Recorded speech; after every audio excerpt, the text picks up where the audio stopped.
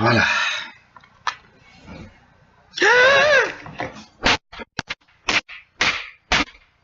Elle a voulu me piquer, cette saloperie de tique. Une tique? Mais c'était une gine!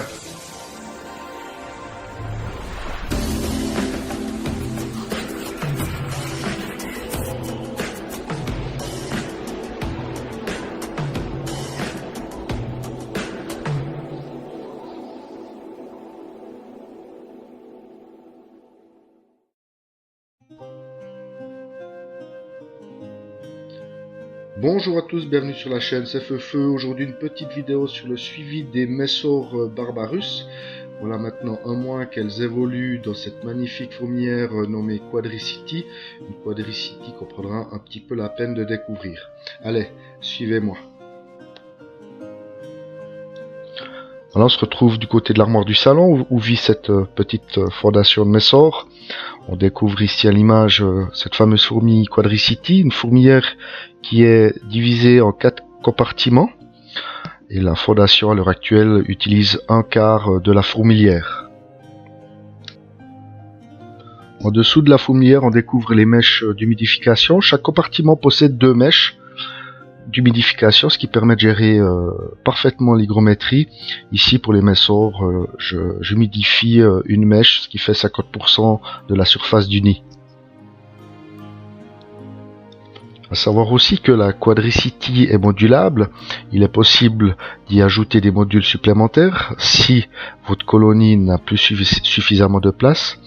Il existe également des ADC intégrés, etc., etc. Donc c'est vraiment une fourmilière de qualité et très bien conçue.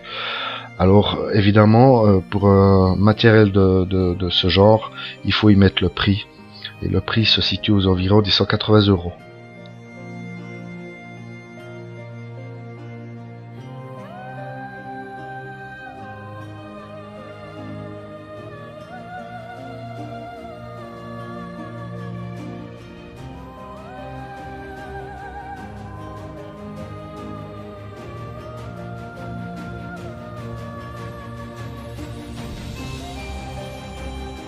Concernant la fondation, eh bien, je l'ai reçue déjà installée dans la fourmilière, avec une petite dizaine d'ouvrières et un couvain.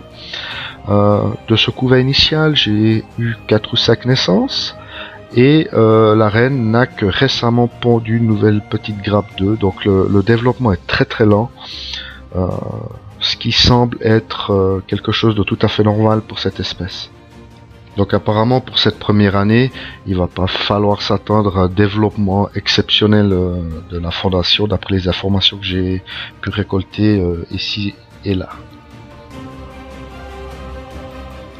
À savoir aussi que les Messor Barbarus ont une diapose facultative et en ce qui me concerne, elles ne subiront pas de diapose cet hiver. Donc ce qui veut probablement dire que ce printemps il n'y aura pas une explosion du couvain suite à une sortie de diapose.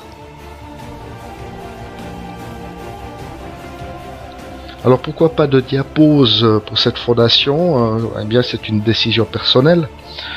Sachez qu'une diapose serait préférable pour la santé de la fondation. Préférable mais pas obligatoire. Eh bien c'est une question aussi de philosophie. Disons que j'ai la passion des fourmis, mais qui dit passion dit plaisir, et j'aurai donc le plaisir de les voir évoluer tout cet hiver. Pour autant, le plaisir ne va pas forcément à l'encontre des fourmis, puisque si je ne m'occupe pas correctement de mes fourmis, si je ne prends pas en compte leurs besoins, eh bien tout va mourir et je vais perdre aussi le plaisir. Donc voilà, c'est simplement une harmonie par rapport à ça et un choix personnel.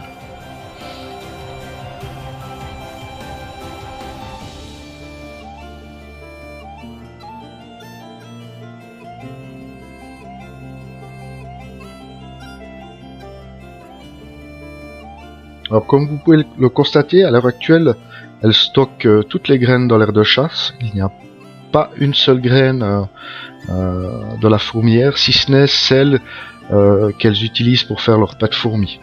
Donc est-ce que mon nid est trop humidifié? Simplement je peux pas l'humidifier moins. Je suis bien obligé d'utiliser au minimum une mèche d'humidification, à voir par la suite.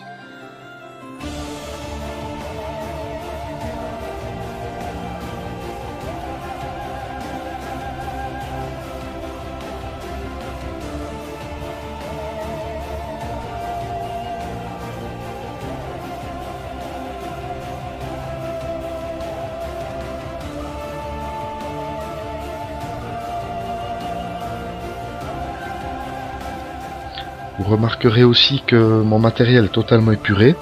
Si on peut voir chez certains passionnés que les aires de chasse sont décorées, on peut y découvrir parfois même de la verdure, des plantes, etc., etc.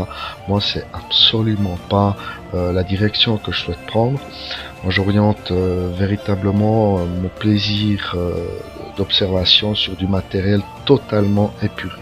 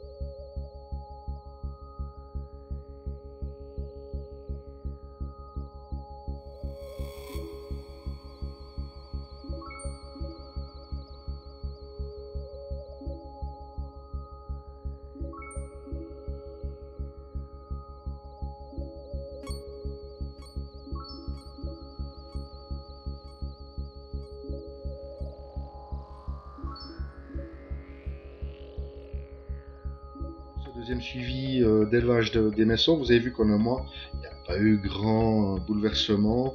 L'évolution se fait très lentement. La colonie, la fondation semble se plaire malgré tout dans cette quadricity. Au début, j'ai des doutes de me dire qu'éventuellement il aurait fallu les mettre en tube. J'aurais de toute manière pas pu les déménager dans un tube. Donc j'avoue que je suis quand même satisfait de l'évolution des choses.